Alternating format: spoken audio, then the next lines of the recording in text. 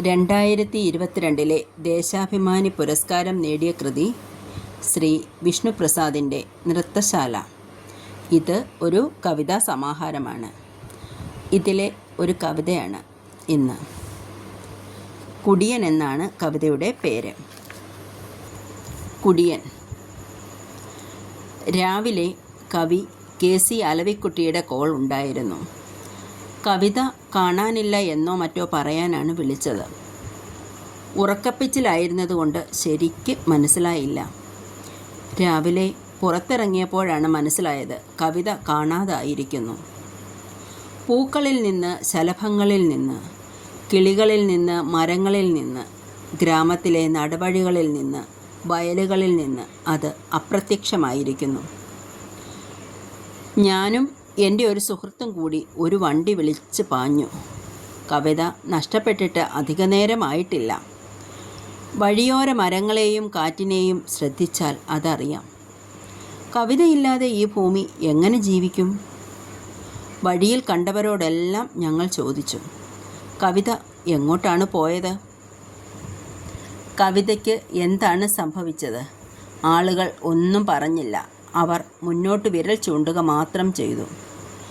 ഞാനും എൻ്റെ ചങ്ങാതിയും ആശങ്കാകുലരായി പരസ്പരം നോക്കി.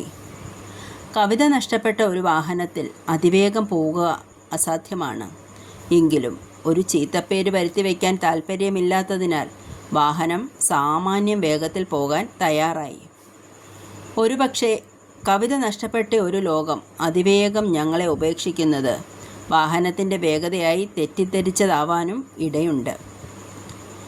വഴിയരികിൽ കണ്ട മലകൾ, നദികൾ, അമ്പരചുംബികൾ, മേഘങ്ങൾ എല്ലാം കവിതയറ്റു നിന്നു. കവികളായ സുഹൃത്തുക്കളിൽ നിന്നെല്ലാം മൊബൈൽ വിളികൾ വരുന്നുണ്ട്. എല്ലാവരും എന്തെല്ലാമോ പുലമ്പുന്നുണ്ട്. കവിത എവിടേക്കാണ് നിഷ്ക്രമിച്ചത്?